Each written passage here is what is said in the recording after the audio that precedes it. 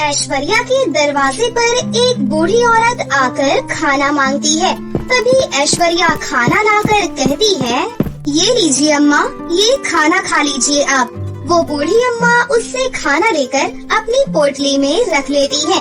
ऐसे करते हुए वो देख लेती है। तभी ऐश्वर्या कहती है, अरे अम्मा, खाना क्यों नहीं खा रही हैं? खाने को पोटली में क्यों ले जा रही हैं आप? बताइए।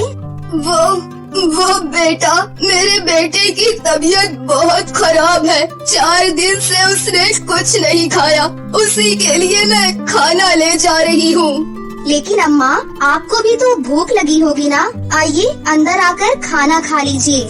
ऐश्वर्या ये बोलकर उस बुढ़िया को अपने घर में ले जाती है और उसे खाना खिला देती है और उसकी मदद करने के लिए अपने कमरे में जाकर अलमारी से 2 जादुई साड़ी को लेकर निकालती है, जो कि एक सुनहरी सोने और हीरे की साड़ी थी और दूसरी गुलाबी पैसों वाली साड़ी थी।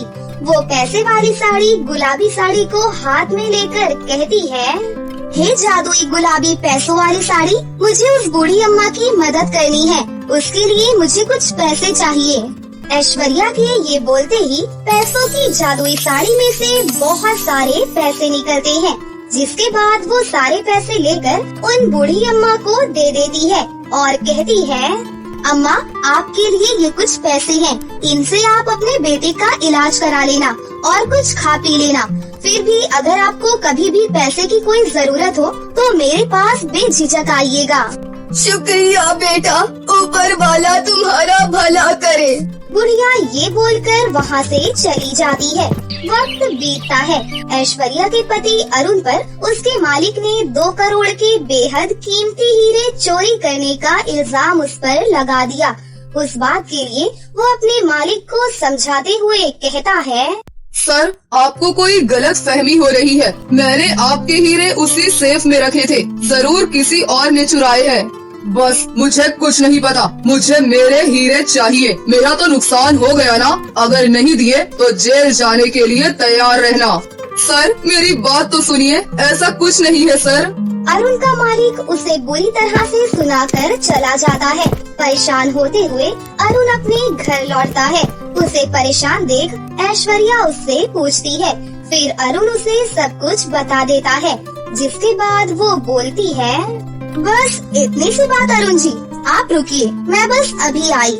ऐश्वर्या ये कहकर अपनी अलमारी खोलती है, जिसमें वो सुनहरे रंग की साड़ी को लेकर कहती है, हे सोने और हीरे वाली जादुई साड़ी, मेरे पति बहुत परेशानी में हैं, मुझे कुछ हीरे देकर मेरी मदद करो ना।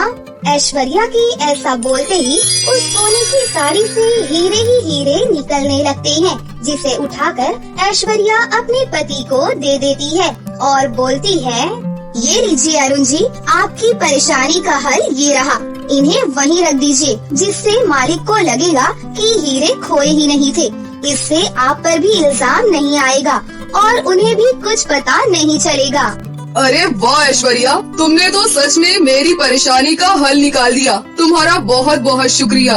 अरुण खुशी से ऐश्वर्या को गले लगा लेता है और चुपचाप से ज्वेलरी वाली जगह पर हीरे को रख देता है, जिसके बाद मालिक को उसके हीरे वापस मिल जाते हैं और वो वरुण को पुलिस के पास नहीं भेजता। ऐसे ही वक्त बीतता जाता है।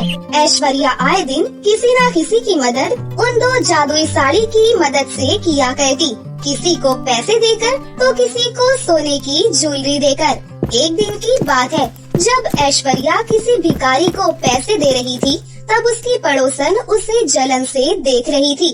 तभी वो पड़ोसन उससे बोलती है, अरे ऐश्वर्या, ये क्या, तुम इतने लोगों की मदद कैसे कर रही हो? पहले तो मैंने तेरे पास इतने पैसे कभी नहीं देखे, अब कहाँ से लुटा रही है? सही कहा तुमने, मैं पहले ऐसी नहीं थी। ये सब मुझे कैसे मिला, ये बहुत लंबी कहानी है। तो बता ना। तो सुनो, मैं और मेरे पति बहुत मुश्किलों से 2 वक्त का गुजारा कर पा रहे थे। एक बार मुझे बहुत महंगी साड़ी पसंद आ गई, इतना कि मैं हर पल उस साड़ी के बारे में सोचती रहती थी। तभी मेरे पति मुझसे बोले, क्या हुआ है, किस सोच में डूबी हुई हो तुम? कुछ नहीं, वो एक साड़ी चाहिए थी मुझे। वो साड़ी इतनी अच्छी थी अरुण जी कि मैं आपको क्या बताऊं। लेकिन वो बहुत महंगी भी थी। अच्छा तो ये बात है, तुम्हें तो पता है अभी क्या हालत है हमारी, वरना मैं तुम्हें जरूर ला कर देता। जी मैं समझती हूँ आपको। क्यों ना मैं भी थोड़ा बाहर का काम करके कुछ पैसे जमा करूँ। ऐश्वर्या की बात सुनकर अरुण पहले नहीं मानता, लेकिन बाद में मान जाता है। ऐश्वर्या दूसरों के घर पर झाड़ू पोछे का काम करने लगती है, जिससे उसको पैसों की दिक्कत थोड़ी कम हो जाती है। उन पैसों को इकट्ठा करके ऐश्वर्या उस बड़ी महंगी दुकान से अपनी साड़ी ले आती है, जिसे देखकर वो बहुत खुश होती है और बोलती है, आखिर मुझे मेरी पसंद की साड़ी मिल ही गई। कितनी मेहनत करके ली है, अब अरुण जी को तैयार होकर दिखाऊंगी। कुछ देर के बाद ऐश्वर्या घर पहुंच जाती है। फिर वो साड़ी पहनकर तैयार हो जाती है। तभी उसके घर एक साधु बाबा आते हैं, जो बोलते हैं, भिक्षाम दे पुत्री, भिक्षाम दे। आ रही हूँ बाबा। वो साधु बाबा उसकी आवाज सुन लेते हैं। जैसे ही ऐश्वर्या उनके लिए कुछ लाती है तो उसकी साड़ी दीवार की कील में अटक जाती है। अपनी साड़ी के फटने के डर की वजह से वो बाहर नहीं निकल पाती। साधु बाबा बहुत गुस्सा होकर कहते हैं, अत्यंत अपमानजनक किया तुमने हमारे साथ, तुमने हमें अत्यंत विलम्ब कराया है।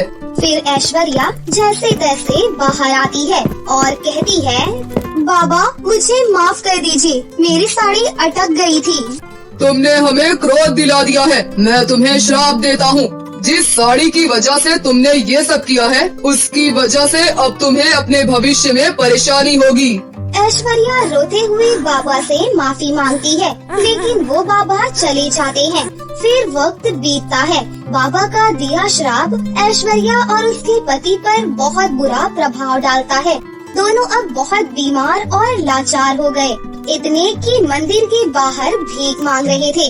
तभी वो बाबा उसे देख लेते हैं और बोलते हैं, ये तो वही पुत्री है, मेरे श्राप ने इसकी क्या हालत बना दी। तभी वो बाबा ऐश्वर्या को माफ करके उसे वरदान देते हुए बोलते हैं, मेरे जाने अनजाने में दिए श्राप के कारण तुमने बहुत दुख झेला, इसलिए पुत्री मैं तुम्हें 2 जादुई साड़ी दे रहा हूँ। एक तुम्हें सोना और हीरा देगी और एक साड़ी तुम्हें पैसा ही पैसा देगी। पर बाबा हम इतना बोलकर वो बाबा वहाँ से चले जाते हैं। बाबा की बात सुनकर ऐश्वर्या उस जादुई साड़ी से पैसे और सोना मांगती है, जिसके बाद वो नया घर, नए कपड़े सब ले लेती है और एक आलीशान जिंदगी जीने लगती है। बस तभी से हमारी हालत ठीक हो गई। ओह अच्छा है, तू सबकी मदद भी तो करती है। हाँ वो तो है। अगले दिन ऐश्वर्या अपने घर के बाहर पौधों को पानी दे रही थी। तभी एक औरत अपने सर पर हाथ रखकर कहती है, कैसे होगी अब मेरी बेटी की शादी, सारे गहने तो चोरी हो गए, अब कहाँ से लाऊंगी इतने पैसे। आप रोइए मत, मैं आपकी मदद कर दूंगी। आपकी बेटी की शादी में कोई अड़चन नहीं आएगी। ऐश्वर्या इतना बोलकर उस औरत को अपने घर में बैठाकर पानी पिलाती है और अपनी अलमारी खोलकर हाथ में सुनहरे रंग की साड़ी को लेकर कहती है, हे जादुई सुनहरी सोने और हीरे की साड़ी, मुझे एक औरत की बेटी की शादी के लिए कुछ सोने के गहनों की जरूरत है, मुझे कुछ गहने दे दो। ऐश्वर्या की ये बात सुनकर उस साड़ी में से चमचमाते हुए गहने निकलते हैं, जो वो उस औरत को दे देती है। वो औरत उसका बहुत शुक्रिया अदा करती है और ऐश्वर्या और वरुण को अपनी बेटी की शादी में भी बुलाती है। और ऐसे ही ऐश्वर्या हमेशा उन जादुई साड़ियों से सबकी मदद किया करती। ये कहानी बिहार के एक छोटे से गांव सोनपुर में रहने वाली साक्षी की है। साक्षी सोनपुर में अपने पति राकेश के साथ एक टूटी फूटी छोटी सी झोपड़ी में रहा करती थी। अपना घर चलाने के लिए वो जमींदार के घर पर खाना बनाने और साफ सफाई का काम किया करती थी और उसका पति भी गांव में रहकर ही मजदूरी किया करता था। ऐसे ही वो लोग जैसे तैसे करके अपनी गरीबी में गुजारा कर रहे थे। दोनों ही पति पत्नी सुबह होते ही अपने अपने काम पर निकल जाया करते थे। लेकिन जिस जमींदार के घर पर साक्षी काम किया करती थी, उस जमींदार की नीयत साक्षी के प्रति कुछ ठीक नहीं थी। वो हमेशा साक्षी को काम करते समय घूरा करता था और उसे ज्यादा से ज्यादा काम देकर उसे अपने घर पर ही रोकने की कोशिश किया करता था। ऐसे ही आज भी। साहब, मैंने सारा काम कर लिया है और आपने जो अलग से काम बताया था ना, मैंने वो भी कर दिया है, तो अब मैं चलती हूँ। साक्षी की ये बातें सुनकर जमींदार अपने मन ही मन में सोच रहा था। अरे वाह, भला की खूबसूरत होने के साथ साथ ये साक्षी काम में भी कितनी तेज है। अरे इसे तो मेरी पत्नी होना चाहिए था। कहाँ उस गरीब राकेश के चक्कर में फंस गई है। लेकिन इसे अपना बनाने के लिए मुझे कुछ न कुछ तो करना ही होगा। वही साक्षी इतना कहकर वहाँ से वापस अपने घर आ जाती है। साक्षी जैसे ही घर आती थी तो सबसे पहले अपने प्यारे मिट्ठू को कुछ खाने को देती थी। दरअसल वो मिट्ठू राकेश ने साक्षी को उनकी एनिवर्सरी पर दिया था, इसलिए साक्षी उस मिट्ठू का बहुत ख्याल रखती थी। और उस मिट्ठू की खास बात ये थी कि वो बहुत अच्छे से इंसानों की तरह बात किया करता था, इसलिए साक्षी को उससे बातें करना बहुत अच्छा लगता था। ये लो मिट्ठू मियाँ, अपना खाना खा लो। माफ करना, आज मुझे घर आने में थोड़ी देर हो गई। वो क्या है ना, साहब ने कुछ दूसरा काम भी बता दिया था, बस इसी वजह से मुझे घर आने में देर हो गई, इसलिए अब तुम जल्दी से अपना खाना खा लो। साक्षी, तुम मेरा कितना ख्याल रखती हो, तुम्हारा बहुत बहुत शुक्रिया। सच में मिट्ठू मियाँ, तुम बहुत ही प्यारी हो और तुमसे बातें करके तो मैं अपनी सारी तकलीफें ही भूल जाती हूँ। ऐसे ही साक्षी के दिन बीत रहे होते हैं, तभी बारिश का मौसम शुरू हो जाता है और सोनपुर में तो बारिश के समय काफी ज्यादा बारिश होती थी, जिस वजह से साक्षी घर आकर अपने पति से कहती है, सुनिए जी, बारिश का मौसम आ गया है, कहीं ज्यादा बारिश न होने लग जाए तो हमें उससे पहले ही अपनी झोपड़ी की थोड़ी बहुत मरम्मत करवा लेनी चाहिए, वरना इस झोपड़ी के अंदर तो बारिश बिताना बहुत मुश्किल हो जाएगा। और ऊपर से यहाँ पर इतनी बारिश भी होती है, कहीं तेज बारिश की वजह से हमारी झोपड़ी की छत ही ना उड़ जाए। मैं तुम्हारी बात समझ रहा हूँ साक्षी, लेकिन घर की मरम्मत करने के लिए हमारे पास पैसे कहाँ हैं? जितने भी पैसे हम कमाते हैं वो सारे पैसे तो घर के खर्चे में ही निकल जाते हैं, तो ऐसे में हम घर की मरम्मत कैसे करवाएंगे? अरे आप उसकी चिंता मत करिए जी, मैं जमींदार साहब से बात करके देखती हूँ, शायद वो हमें कुछ पैसे दे दे, फिर उन पैसों से हम अपने घर की मरम्मत करवा लेंगे और धीरे धीरे करके साहब के पैसे भी लौटा देंगे। ठीक है साक्षी, जैसा तुम्हें सही लगे। इतना कहकर साक्षी अगले दिन ही जमींदार से इस बारे में बात करती है और उनसे कुछ पैसे उधार मांगती है। वहीं साक्षी की ये बातें सुनकर जमींदार मन ही मन बहुत खुश हो रहा था, क्योंकि जिस मौके का वो कब से इंतजार कर रहा था, आज उसे वो सुनहरा मौका मिलने वाला था। इसलिए वो कहता है, ठीक है, बताओ साक्षी, तुम्हें कितने पैसे चाहिए? ज्यादा नहीं साहब, यही कुछ 1 लाख रुपए। ठीक है, मैं तुम्हें 1 लाख रुपए दे दूंगा, लेकिन मेरी एक बात का ध्यान रखना, मुझे मेरे पैसे सूद समेत ही वापस चाहिए, वरना मैं कुछ भी कर सकता हूँ, तुम्हें तो पता ही है ना। हाँ हाँ ठीक है साहब। इतना कहकर साक्षी जैसे ही वो पैसे लेकर घर जा रही होती है, उसी समय जमींदार अपने किसी आदमी को भेजकर साक्षी के हाथों से वो पैसे छीनकर लाने के लिए कह देता है। और ऐसा होता भी है। साक्षी जब घर जा रही होती है, तभी जमींदार का वो आदमी आकर साक्षी के हाथों से वो पैसे छीनकर भाग जाता है। साक्षी काफी देर तक उसका पीछा करती है, लेकिन वो उसको नहीं पकड़ पाती, इसलिए वो रोते हुए कहती है, हे ऊपर वाले, ये क्या हो गया? इतनी मुश्किल से मुझे पैसे मिले थे और वो भी चोरी हो गए। अब मैं क्या करूँगी? और जमींदार साहब को उनके पैसे मैं कहाँ से ला कर दूंगी? मैं तो उन पैसों का कोई इस्तेमाल भी नहीं कर पाई। मुझे साहब को इस बारे में बताना होगा, शायद वो मेरी परेशानी को समझे और मुझे कुछ पैसे और उधार दे दे। इतना कहकर साक्षी रोती हुई जमींदार के पास वापस जाती है और उसे सारी बातें बताती है। साहब, मेरे साथ अनर्थ हो गया। जो पैसे आपने मुझे दिए थे, उन पैसों को मुझसे कोई चोर छीन कर ले गया, इसलिए आप प्लीज मुझे एक बार फिर से पैसे दे दीजिए। मैं आपके सारे पैसे सूद समेत आपको वापस लौटा दूंगी।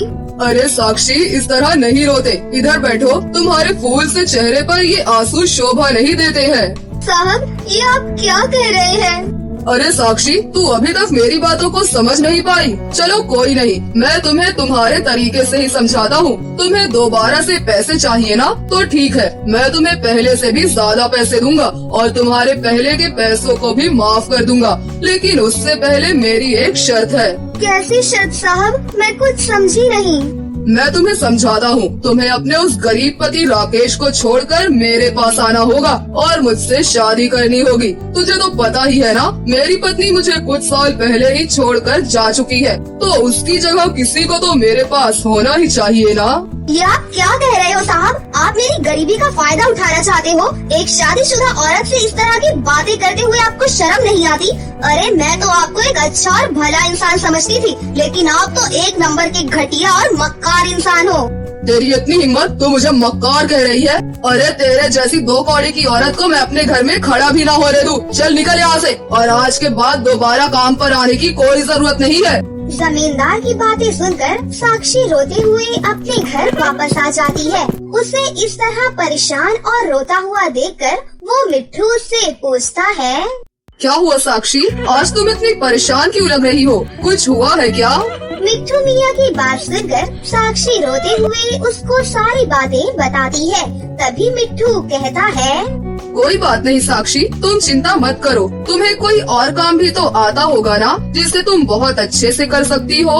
हाँ, मुझे सिलाई का काम आता तो है। पहले मैं अपने घर पर वही काम करती थी, लेकिन जब से मेरी सिलाई मशीन खराब हुई है, तब से मैंने कभी वो काम नहीं किया, और न ही मेरे पास इतने पैसे हैं कि मैं अपनी सिलाई मशीन को सही करवा पाऊँ। बस इतनी सी बात। तुम मुझे अभी अपनी सिलाई मशीन निकाल कर दिखाओ, मैं तुम्हारी सिलाई मशीन को बिल्कुल ठीक कर दूंगा। तुम एक बहुत अच्छी इंसान हो, तुमने मेरी बहुत मदद की है और मेरा कितने अच्छे से ख्याल भी रखा है। तो आज मदद करने की बारी मेरी है, तो दिखाओ अपनी सिलाई मशीन कहाँ है। इतना सुनकर साक्षी अपने पुराने बक्से से वो पुरानी सिलाई मशीन को बाहर निकालती है, और उसी समय वो मिट्ठू उस सिलाई मशीन के ऊपर जाकर बैठ जाता है और उसके ऊपर चोट से 3 बार मारता है। उसके ऐसा करते ही साक्षी की सिलाई मशीन बिल्कुल चमक उठती है और बिल्कुल नई सिलाई मशीन बन जाती है। ये लो साक्षी, आज से तुम्हारी ये सिलाई मशीन एक जादुई सिलाई मशीन की तरह काम करेगी। तुम इससे अब कुछ भी सिला सकती हो, फिर चाहे वो बर्फ ही क्यों ना हो। क्या बर्फ? हाँ बिल्कुल बर्फ। तुम इसे एक बार इस्तेमाल करके तो देखो।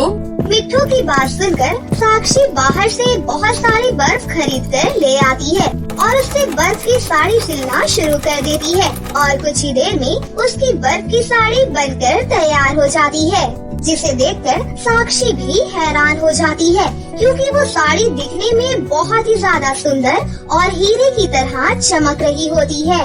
साक्षी, तुम एक बार इस साड़ी को पहन कर तो देखो, तुम्हें इसका असली जादू तब पता चलेगा। मिट्ठू की बात सुनकर चंदा जैसे ही साड़ी पहनती है तो उसे बहुत अच्छा लगता है, क्योंकि वो बर्फ की साड़ी पहनकर भी साक्षी को बहुत गर्माहट सा महसूस होता है और उसे बिल्कुल भी ठंड नहीं लगती। तुम्हारा बहुत बहुत शुक्रिया मिट्ठू मियाँ, तुमने तो आज कमाल ही कर दिया। अब मैं इसी तरह बर्फ की साड़ियों को बनाकर बाजार में बेच सकती हूँ। इस तरह साक्षी बर्फ की साड़ियों को बनाकर उन्हें बेचना शुरू कर देती है, और उसकी बर्फ की अनोखी साड़ियों को देखकर हर कोई उससे ये साड़ियाँ खरीद लिया करता था। साथ ही लोग इसके बदले उसे अच्छे खासे पैसे भी दिया करते थे। ऐसे ही साक्षी की अच्छी खासी कमाई होने लगती है और वो बहुत जल्द अपनी टूटी फूटी झोपड़ी को एक पक्के मकान में बदल देती है और फिर अपने पति के साथ हंसी खुशी से अपनी जिंदगी जीने लगती है।